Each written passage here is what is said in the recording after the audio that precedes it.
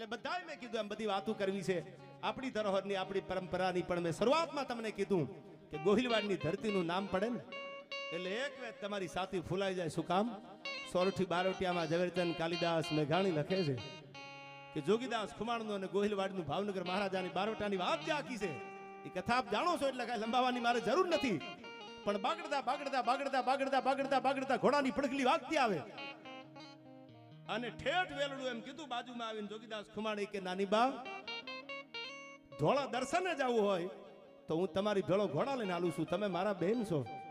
વેર તો ભાવનગર મહારાજા હારે કદાચ હોય બેન.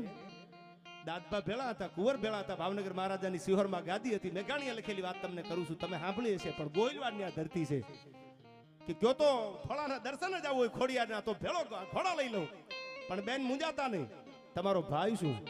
અને તેથી વેલડામાં બેઠેલી રાજપૂતાણી છૂટા કેસ ધરા ઢળકે અને રજપૂતીનો રંગ મુખે ઝળકે એને લાંબા હાથ કરીને જોગીદાસ ખુમાણના ઓરણા લીધા. જોગાભાઈ હું રાજપૂતાણી છું, તમારું બારવટું એક દી હોનાની મુઠે જો પાર ન પાડું તો હું રાજપૂતાણી ન કહેવા. મુંજાતા નહીં, હું તમારી બેન છું. અને બેન કયો હા પાડો તો ઠેઠ સિહોરના પાદર સુધી આપને વેલડાને બેન મૂકી જવાયા. આ ગોહિલવાડ છે આયા. મેં કીધું એમ નામી અનામી મહેમાન છે, પણ દુનિયા જાકારો દિયન રાખે નહીં ઘરમાં રાણ, તેદી માથા હાટે મૂલવે ઈ તો આયર તમારા એંધાણ. એવા મારા ભાઈબંધ પરમ સ્નેહી મિત્ર લોક સાહિત્યનો ગુગવતો સાગર એટલે મારે માય ભાઈ અને એમના દીકરા મારા ભાઈબંધ અમારા જિજ્ઞેશભાઈના ભાઈબંધ એટલે જયરાજભાઈ અને બધા જે મિત્રો છે આયા એ પધાર્યા છે. એમનું ખૂબ ખૂબ અભિવાદન છે. અહીંથી એમનું પણ સ્વાગત છે. પધારો જયરાજભાઈ.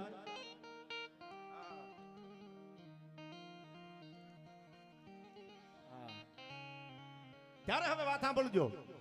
જોગીદાસ ખુમાણને કીધું એ આપ જાણો છો આખી કથા, પણ પ્રસંગે કહી દો ગોહિલવાડમાં આવ્યો છું એટલે પછી આ માની પ્રસંગો વાતો કરવી છે અને જીગાભાઈને પણ આપણે સાંભળવા છે સમયના અનુસંધાને.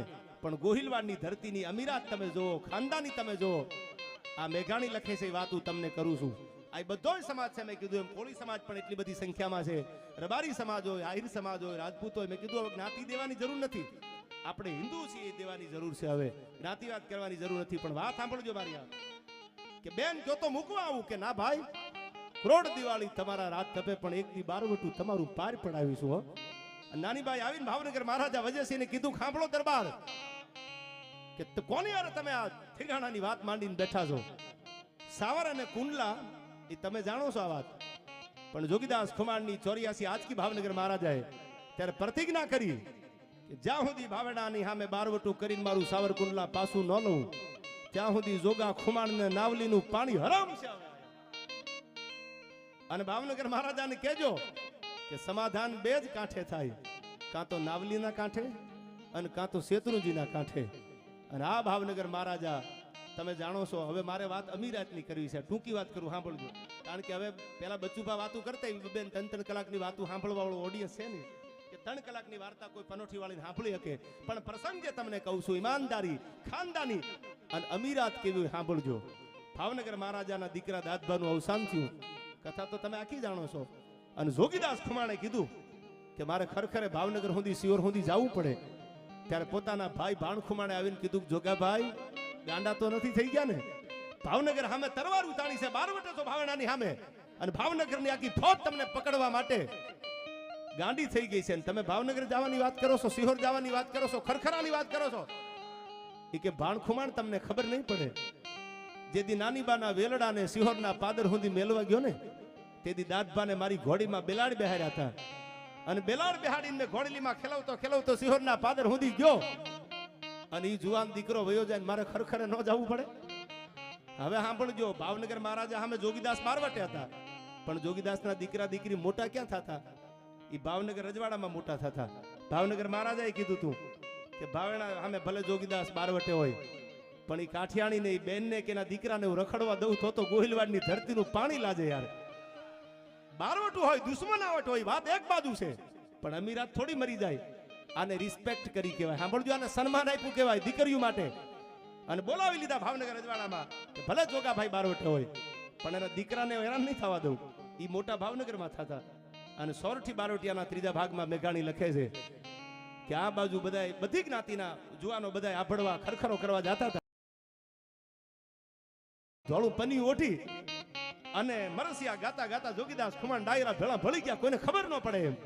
અને ભાવેણ આવ્યું, સિહોર આવ્યું, અને 500 જણા હતા. એમાં રોણાનો અવાજ ભાવનગર મહારાજા ઓળખી ગયા કે આ જોગીદાસ ખુમાણ સિવાય બીજો અવાજ ન હોય. એટલે આખા ટોળાને વિધી અને સડપ સડપ સડપ ડગલા દેતા દેતા આગળ હાલ્યા.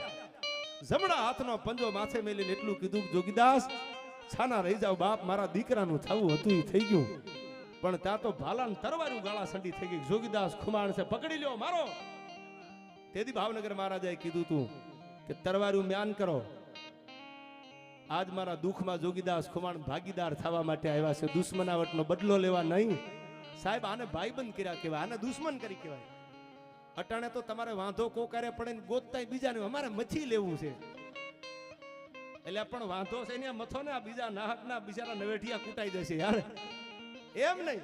હા જટ અમને લોકેશન આપો. હવે લોકેશન ઉપર તમે પાસે જાયશો નહીં યાર, તમે પાછા લોકેશન ગોતીને જાવ એવા ખરા ને, એમ નહીં. આને મર્દાનગી કહેવાય.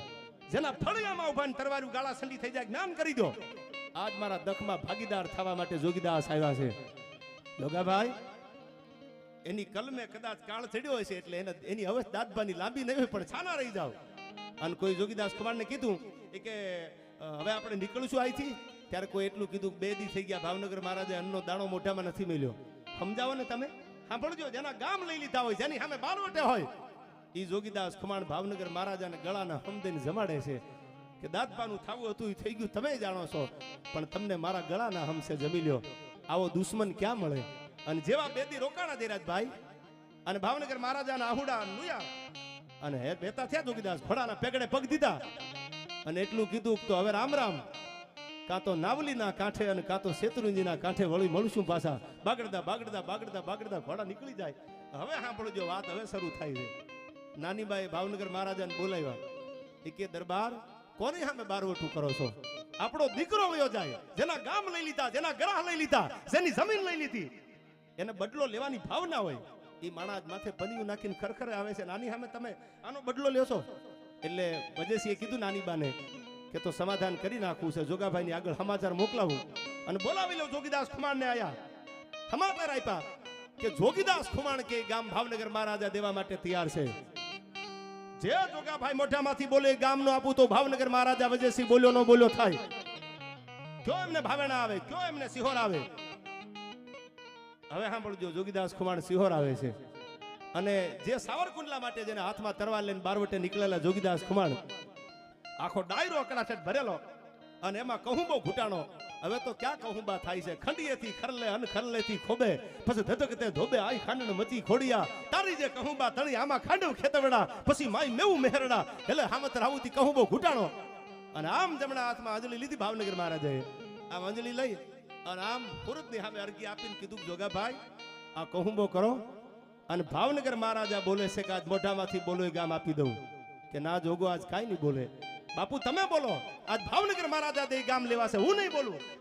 કે તો સાંભળી લો જોગીદાસ, જે ગામ માટે, જે પરગણા માટે તમે બારવટે નીકળ્યા હતા, એ સાવરકુંડલા તમને આપું છું. અને ત્યાં તો પડકારો કર્યો, રેવા દો રેવા દો રેવા દો. હવે જોગીદાસને કુંડલા ન ખપે હો, હવે કુંડલા રેવા દો, કુંડલા ન ખપે. વાત તો બહુ મોટી છે, હું ટૂંકમાં કહું, કલાકારો જાજા છે.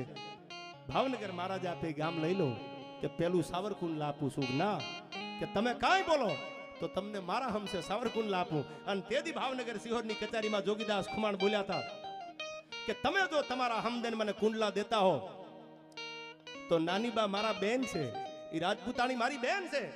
તમે જો કુંડલા મને આપતા હોય તો હું જગદંબાની સાક્ષી એ સાવરકુંડલા મારી નાનીબાને કાપડામાં આપું છું. બાકી જોગાને કુંડલા હવે ન ખપે, એ કુંડલા પાછું આપું છું મારી બેનને.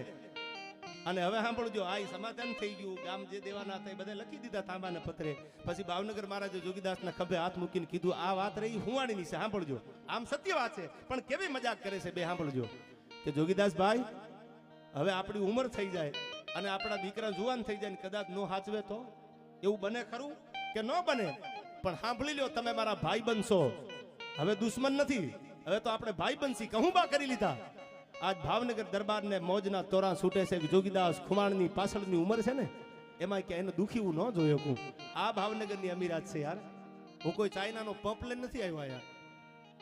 આ હૃદયની વાત કરું છું. વાંચજો મેઘાણીને કે મને જીવ બળે છે તમારામાં. શું કામ? ઈ વખતે જે ગામની વાર્ષિક આવક 30,000 હતી, ઈ જમાનામાં વર્ષો પહેલા, અટાણે ને ઈ જમાનામાં જેની વાર્ષિક આવક 30,000 રૂપિયા હતી, ગામનું નામ હતું જીરા. અને બધાય ગામ આપી દીધા. પછી તાંબાનું પતરું બોલાવીને કીધું બોલાવો, તાંબાનું પતરું લાવો. આજ ભાવનગર મહારાજા વજયસિંહ જોગીદાસભાઈ ખુમાણ માટે ભાઈબંધીમાં ઈ વખતનું 30,000 રૂપિયા જેની વાર્ષિક આવક હતી, ઈ જીરા ગામ ખીચા ખર્ચીમાં આપે છે જોગીદાસ ખુમાણ. હવે આજ કાંઈ બોલો તો તમને મારા ગળાના હમ છે. અને બે ભાઈબંધ પછી બથે